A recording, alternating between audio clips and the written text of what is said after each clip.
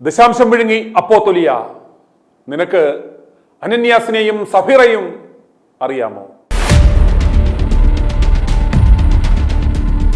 ദശാംശവും സ്തോത്രകാഴ്ചയും വെട്ടിത്തിന്ന് എല്ലിനിടയിൽ കുത്തി ജഡമുഖത്താലും ലോകസ്നേഹത്താലും സൃഷ്ടാവിനെ മറന്ന തൊണ്ടത്തൊഴിലാളി ടിനു പ്ലാച്ചർ എന്ന സ്വയം പ്രഖ്യാപിത അപ്പോസ്തോലിയന്റെ ജൽപ്പനങ്ങൾ കണ്ട് ക്രൈസ്തവ സമൂഹം നാണം കെട്ട് തല താഴ്ത്തിയിട്ട് ഇന്നേക്ക് ഒരാഴ്ച പിന്നിടുന്നു. ഇവന്റെ മണ്ടത്തരങ്ങൾ കേട്ട് സഹികെട്ട് സ്തോത്രം പറഞ്ഞുകൊണ്ട് നടന്ന മൊണ്ണക്കുഞ്ഞുങ്ങൾ വരെ ഇവനെ വാരിയലക്കി പൊങ്കാലയിട്ട് സഭാഭേദമന്യേ ടിനു എന്ന കള്ളപ്രവാചകനെ, അന്തിക്രിസ്തുവിനെ, വചനക്കൊള്ളക്കാരനെ ക്രൈസ്തവ വിശ്വാസ സമൂഹം വലിച്ചു കീറി ഭിത്തിയിലൊട്ടിച്ചു. പേടിച്ച് ഒരാഴ്ച ഇവൻ അടുക്കളയിൽ ഭാര്യയുടെ സാരിക്കിടയിൽ ഒളിച്ചിരുന്നു. ദൈവമേ, അതിനും സ്തോത്രം. നാറിക്കീറി പറഞ്ഞ് പൊതുസമൂഹത്തിന് മുന്നിൽ മാനഭംഗം ചെയ്യപ്പെട്ട ഇവന് വേണ്ടി ശബ്ദിക്കുവാൻ മുന്നോട്ട് വന്ന ഏക ശബ്ദം ഇവന്റെ ആത്മീയ തസ്കര സംഘത്തിലെ പങ്കാളിയും അല്പം മൂത്ത ചേട്ടൻ ഒരു അമരശിരസ്കനാണ്. അവൻ എന്നെ കുത്തി ചില കാര്യങ്ങളൊക്കെ പറയുന്നത് ശ്രദ്ധയിൽപ്പെട്ടെങ്കിലും സ്തോത്രകാഴ്ച തിന്ന് ഒരു ചൂടും ചൂരുമില്ലാത്ത കുരയ്ക്കുന്ന ഒരു ശുനകന് ഞാനായിട്ട് മറുപടി കൊടുത്ത് അവനെ പ്രശസ്തനാക്കണ്ട എന്ന് കരുതി മാത്രമാണ്. പക്ഷേ ഒരേറ് നിനക്കിട്ട് ഞാൻ തരും. രണ്ടോലക്കീറും കൊണ്ട് വാതിലി ചാരി ചിരിച്ചാൽ വാട്ടുകപ്പ വായിൽ നിന്നും തെറിച്ചിരുന്ന ഈ കാവർക്ക് ഇന്ന് വിശ്വാസ സമൂഹത്തെ പറ്റിച്ച് ദശാംശവും സ്തോത്രകാഴ്ചയും പിടുങ്ങി കൊട്ടാര സദൃശ്യമായ വീടും വെച്ച് റിമോട്ട് കൺട്രോൾഡ് ഗേറ്റും വെച്ച് അപ്പോസ്തോലിയനാണെന്ന് പറഞ്ഞ് നടക്കുകയാണ്. വിഗും വെച്ച് ലിഫ്റ്റിക്കുമിട്ട് അഭിനവ അപ്പോസ്തോലിയന്മാർ ഇപ്പോൾ ഇങ്ങനെയാണത്രേ. ഒരാഴ്ചത്തെ ഒളിവ് ജീവിതത്തിന് ശേഷം അപ്പോസ്തോലിയൻ തേഞ്ഞ ഒരു പ്രതികരണവുമായി ഇന്നെത്തിയിട്ടുണ്ട്. ഒരു എളുപ്പമില്ലാതെ തൻ്റെ വചനക്കൊള്ള പാളയത്തിലുള്ള എല്ലാ സങ്കടവും അമർഷവും ആ വാക്കുകളിൽ നിഴലിക്കുന്നുണ്ട്. ഇപ്പോഴും ഇവന്റെ ജൽപ്പനങ്ങൾ കേൾക്കുവാൻ പോകുന്നവരെ അവരുടെ വീട്ടുകാർ അടിയന്തിരമായി നല്ലൊരു സൈക്കാട്രിസ്റ്റിനെ കാണിക്കണം, താമസിപ്പിക്കരുത്. Visual please. ഞാൻ കേട്ട നിന്നയുടെ എന്നെ ആളുകൾ തെറ്റിദ്ധരിച്ച്, ഹല്ലേലൂയ, എൻ്റെ സഭയിലുള്ളവർക്ക് എന്നെ അറിയാം, എന്നെ അടുത്ത് നിൽക്കുന്നവർക്ക് എന്നെ അറിയാം, എന്നോട് സഹകരിച്ചവർക്കും സഹകരിക്കുന്നവർക്കും അവരുടെ പാസ്റ്റർ ആരാന്നറിയാം, അകലം മാറി നിൽക്കുന്നവർക്കും അകലം വിട്ട് അനുഗമിക്കുന്നവർക്കും അതറിഞ്ഞുകൂടാ. അവർക്കും എപ്പോഴെങ്കിലും ഒക്കെ അറിയാൻ ദൈവം അവസരം കൊടുക്കട്ടെ. Hallelujah, hallelujah, hallelujah, hallelujah, hallelujah. കാവർക്ക് ടിനു, ഈ ഹല്ലേലൂയ എന്ന വാക്കിന്റെ അർത്ഥം നിനക്കറിയാമോ? നിന്റെ പിച്ചും പേയ്ക്കും മറുവാക്യമായി പറയേണ്ടുന്നതാണോ ഹല്ലേലൂയയും ആമേനും? ഇന്നേ നിമിഷം വരെ നിങ്ങളെ നോക്കി ആരാണ്ട് ചിരിച്ചില്ല, നിങ്ങളുടെ വീട്ടിൽ ആരാണ്ട് വന്നില്ല, നിങ്ങൾക്കാരോ ഫോൺ ചെയ്തില്ല എന്ന് പറഞ്ഞൊക്കെയല്ലേ നിങ്ങൾ വിഷമിച്ച് പിണങ്ങിയിരിക്കുന്നത്? ഫേസ്ബുക്കിലോ വാട്സപ്പിലോ ഏതെങ്കിലും സോഷ്യൽ മീഡിയയിലോ മാധ്യമങ്ങളിലോ തെരുവോരങ്ങളിലോ ഏതെങ്കിലും ഒരു വ്യക്തിയെങ്കിലും നിങ്ങൾക്കെതിരെ സംസാരിച്ചെന്നറിഞ്ഞാൽ നിങ്ങളുടെ തല നിറച്ചു അതായിരിക്കും. 5000 4000 കമന്റുകളൊക്കെ ഒറ്റ സെക്കൻഡിൽ ആളുകൾ പാസ്സാക്കുമ്പോൾ, വായി വന്ന ചീത്തയൊക്കെ വിളിക്കുമ്പം, ഇവനൊന്നും വേറെ പണിയില്ലേ എന്ന് ചോദിക്കുമ്പം, ഹല്ലേലൂയ, എന്തൊക്കെ പറയാവോ അതൊക്കെ പറയുമ്പം ഇപ്പോഴും ഞാൻ സന്തോഷത്തോടെ എന്റെ കർത്താവിനെ പ്രസംഗിക്കുക. കാരണം നീ യാതൊരു ഉളുപ്പുമില്ലാതെ യാതൊരു നാണവുമില്ലാതെ ഇതുപോലെ വന്ന് നിന്ന് പ്രസംഗിക്കും. കാരണം ഇത് നിന്റെ വയറ്റിപ്പിഴപ്പാണ്. മാനമുള്ള ഒരാണായിരുന്നുവെങ്കിൽ ഈ ഉടായ്പ നിർത്തി നീ വല്ല കൂലിപ്പണിക്കും ഇതിനോടകം പോയേനെ.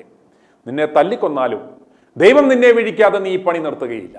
കാരണം ദശാംശവും സ്തോത്രകാഴ്ചയും പിടുങ്ങി തിന്ന് നീ സുഖിച്ചുപോയി, നെയ് മുറ്റിപ്പോയി. ഇനി നിനക്ക് മേലനെങ്കി പണിയെടുത്ത് ജീവിക്കുവാൻ പറ്റില്ല. അതുകൊണ്ട് മാത്രമാണ് ഈ വന്നു നിന്ന് തള്ളുന്നത്. എനിക്കറിയാം എന്റെ ബോസിനെ, എനിക്കറിയാം എന്റെ യജമാനനെ, എനിക്കറിയാം എന്റെ അപ്പായെ, എനിക്കറിയാം എന്റെ ദൈവത്തെ. കോപ്പ, നിനക്ക് നിന്റെ അപ്പനെയും അറിയില്ല, ദൈവത്തെയും അറിയില്ല. അറിയുമായിരുന്നുവെങ്കിൽ നീ വചനക്കൊള്ളയുമായി നാട്ടുകാരെ വലിപ്പിക്കുവാൻ ലിഫ്റ്റിക്കുമിട്ട് ഇറങ്ങില്ലായിരുന്നു. അപ്പോസ്തോലിയ, ദൈവത്തിന് നിന്നെ നന്നായി അറിയാം. നീ പോയാൽ എവിടെ വരെ പോകും എന്നും ദൈവത്തിനറിയാം. നിന്നെ ഒരു KP യോഹന്നാനാക്കുവാൻ ദൈവം ഒരിക്കലും വിടില്ല. നിങ്ങളൊക്കെ തരുന്ന കുറച്ച് ബഹുമാന സ്നേഹമൊക്കെ ഇല്ലേ, നിങ്ങളൊക്കെ കാണിക്കുന്ന കുറച്ച് ബഹുമാന സ്നേഹവും അതൊക്കെ ഞാനൊരു ബോണസായി കാണുകയാണ്. അതെ, നീ പറഞ്ഞത് സത്യമാണ്. കാരണം കാവർക്ക് നടന്ന നിനക്കെല്ലാം, നിനക്ക് കിട്ടിയതെല്ലാം ബോണസാണ്. മയിര് കൊണ്ട് മലവലിക്കുന്നവൻ എന്നൊരു ചൊല്ലുണ്ട്. കിട്ടിയാൽ മല, പോയാൽ മയിര്. കിട്ടിയാൽ ഊട്ടി അല്ലെങ്കിൽ ചട്ടി എന്നൊരു ചൊല്ലുമുണ്ട്. മയിര് എന്ന് പറഞ്ഞാൽ മുടി എന്നാണ് അർത്ഥം. അത് ഒരിക്കലും ഒരു തെറിവാക്കല്ല. ഇതൊന്നും ഇല്ലെങ്കിലും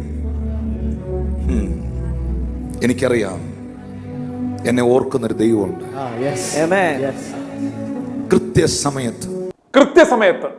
കൃത്യസമയത്ത് ദൈവം നിന്നെ അടിച്ചിടും. ഇതുപോലെ റേച്ചലിനെ ഓർത്ത കർത്താവ്, ഹന്നായെയും എൽക്കാനെയും ഓർത്ത കർത്താവ്, അബ്രഹാമിനെ ഓർത്ത കർത്താവ്, നോഹയെ ഓർത്ത കർത്താവ്, ക്ലയോപ്പാവിനെയും തന്റെ ഭാര്യയായ മറിയത്തെയും ഓർത്ത കർത്താവ്. തീർന്നില്ല ടിനു, നീ വായിക്കുവാൻ വിട്ടുപോയ നിനക്കറിയാത്ത ചില വേദഭാഗങ്ങളുമുണ്ട് വിശുദ്ധ വേദപുസ്തകത്തിൽ.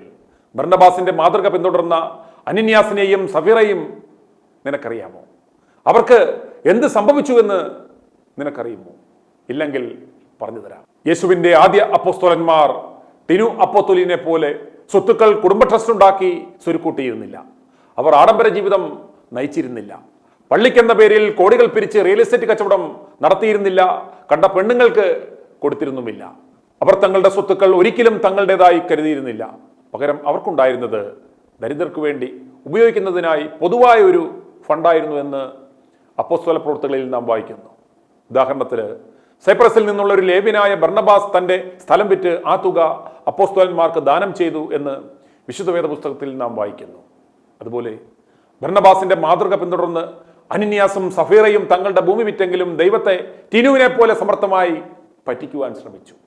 അല്പകാര്യങ്ങളിൽ വിശ്വസ്തത കാണിക്കാത്ത അനന്യാസിനും സഫീറയ്ക്കും ഒടുക്കം ജീവൻ തന്നെ നഷ്ടപ്പെടുന്നതായി നാം അപ്പോസ്തല പ്രവൃത്തികളിൽ വായിക്കുന്നു.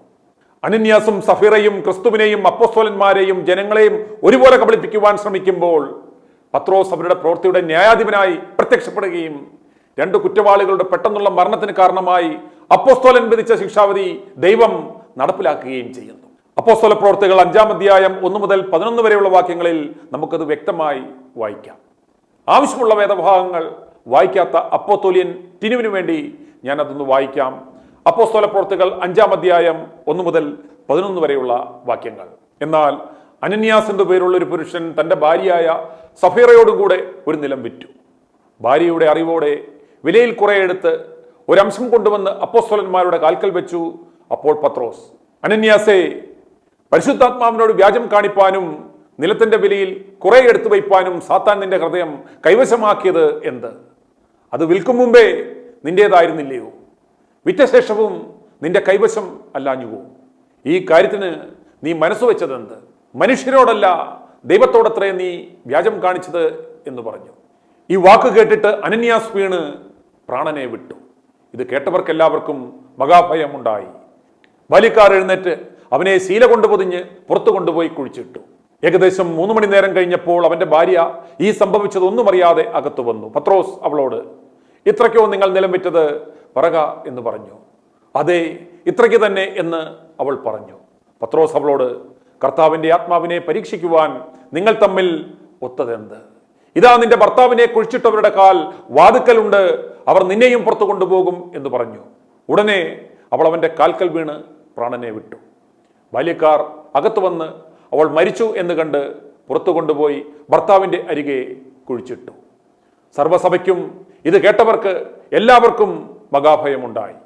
കേൾപ്പാൻ ചെവിയുള്ളവൻ കേൾക്കട്ടെ, അല്ലാത്തവൻ പോയി അത്ര തന്നെ. പാവപ്പെട്ട ജനത്തെ ഭയപ്പെടുത്തി വചനത്തെ ദുർവ്യാഖ്യാനിച്ച് ഫേഷ്യലും ലിഫ്റ്റിക്കും ഇട്ട് വിഗും വെച്ച് ആണുങ്ങളുടെ ലൈറ്റിന്റെയും സൗണ്ടിന്റെയും LED വാളിന്റെയും ഗ്രാഫിക്സിന്റെയും മൊണ്ടാഷിന്റെയും അകമ്പടിയോടെ സഹായത്തോടെ വചനപ്രഘോഷണത്തെ മെഗാഷോയാക്കി സ്തോത്രകാഴ്ചയും ദശാംശവും തട്ടി പുട്ടടിക്കുന്ന കാവർക്കി, എടാ അപ്പോസ്തോലിയ, നിനക്ക് അനന്യാസിന്റെയും സഫീറയുടെയും അനുഭവം ഉണ്ടാകേണ്ടെങ്കിൽ നീ അനുദപിച്ച് ക്രിസ്തുവിലേക്ക് മടങ്ങി വരിക. KP യോഹന്നാനെ റോഡ് സമാധിയാക്കിയ കർത്താവ് നിന്നെയും ഉന്നം വെച്ച് കഴിഞ്ഞു എന്നറിയുക. മനസാന്തരപ്പെട്ടാൽ നിനക്ക് കൊള്ളാം, നിനക്ക് മാത്രം. പിന്നെ എന്നെ വിരട്ടിയ അപ്പോസ്തോലിന്റെ ചേട്ടൻ അമേരശിരസ്കന്റെ കാര്യം, നിന്റെ വെല്ലുവിളി ഞങ്ങളുടെ പുസ്തകത്തിൽ രേഖപ്പെടുത്തി കഴിഞ്ഞു. നിനക്കുള്ള മറുപടി നാളെ തരാം. റെഡിയായി ഒരു തൊപ്പിയും വെച്ച് ഇരുന്നു കൊള്ളുക. i2i News, an eye for truth. i2i News subscribe ചെയ്തിട്ടില്ലാത്തവർ ഇപ്പോൾ തന്നെ സബ്സ്ക്രൈബ് ചെയ്യുക. നോട്ടിഫിക്കേഷൻ ലഭിക്കുവാൻ ബെൽ ബട്ടണും അമർത്തുക.